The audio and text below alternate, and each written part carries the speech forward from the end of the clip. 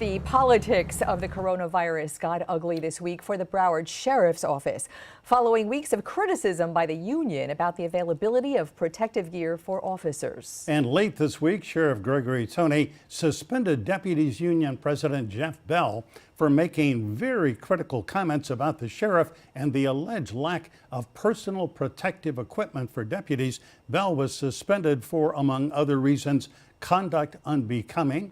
Sheriff Tony is going to Skype with us now from BSO headquarters in Fort Lauderdale. Sheriff Tony, good to see you. Good morning. Hey, good morning, Michael. Glenn, good to hear from you all.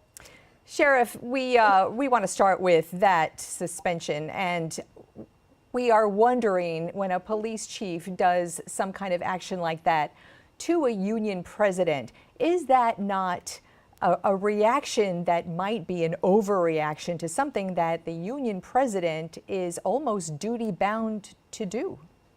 Well, there's a couple of things. As you all know, this is now an internal affairs investigation, so I can't get into any more communication aspects as related to the nature of the offenses that is being considered in this investigation. Look, Deputy Bell, at the end of the day, is subject to all the rules and regulations of this organization, as I am myself. And one of the things that's important about that is knowing that, look, although you may represent as a union president, you are still a BSO employee first. And so that's as far as I will go on it.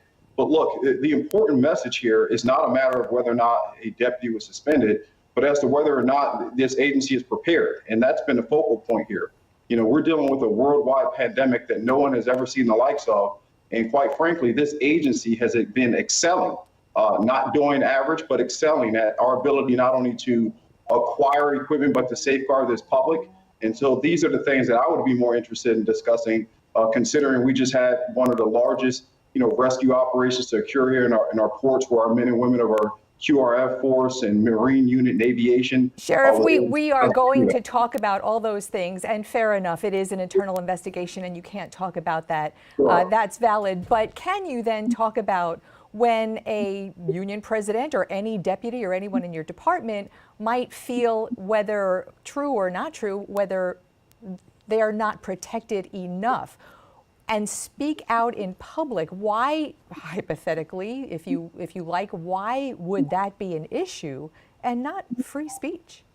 Well, I think the presumption that you're making is that the nature of this internal affairs is exclusively driven by one comment that he made or some type of article that he was written. And there's so much more substance to the nature of this investigation.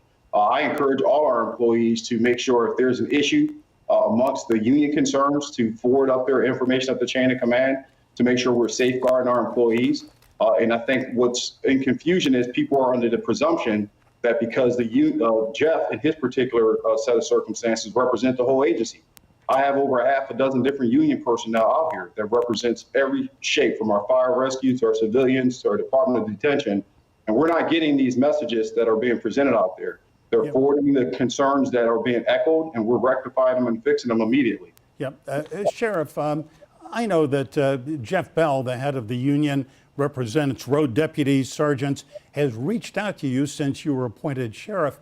And has tried to meet with you, has said, look, we have some things we'd like to present our point of view, but you've never met with him, have you? Why not?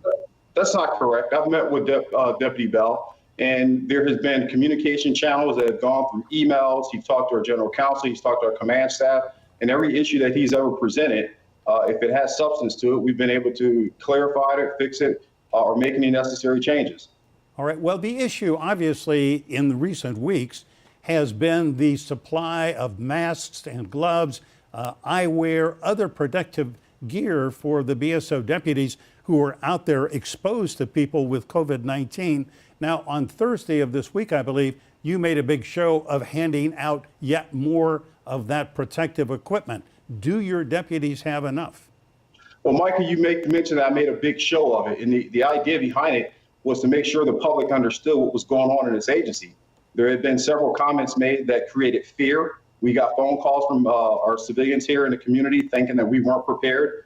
They were concerned as to whether or not they should dial 911. And so I'll recap some important facts here because they're indisputable.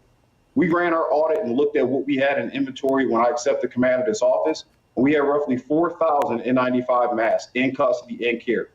but we had a very aggressive command staff who went out and started procuring tens of thousands of masks and equipment to make sure we were prepared to handle this incident.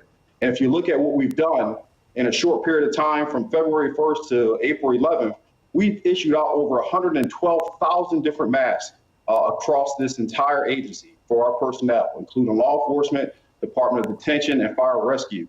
There's a logistical component to make sure we disperse this thing out accurately, to make sure we're not missing anyone, and that we're also not recklessly burning through equipment, because we don't know how long we're going to have to sustain this mission. Sheriff, where later in this program we'll be talking to your counterpart in Miami-Dade, Freddy Ramirez, the director of Miami-Dade Police Department. Spoke with him a little bit about some challenges that the department is facing. What are the challenges COVID-19 related that Broward Sheriff's is facing right now? You do have some positive testing deputies and employees. What are your challenges? Here, well, I'll give you a recap. So we currently are impacted from an agency standpoint.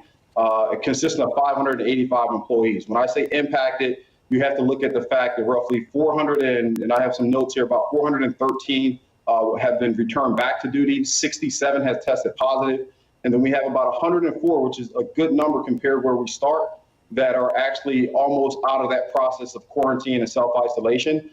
That is a positive, but the reality of it is, one of the biggest issues that we're facing from a first responder standpoint across the entire planet, not just here in the United States, is the continued procurement of these important materials. And one of the things we've seen is an enormous amount of price gouging, a lot of unethical business practices that are interfering with our ability to acquire the equipment fast enough. And so what we've done here is to just continue to push out purchase orders across any spectrum we can to make sure we have a robust inventory in case this thing lasts for several more months.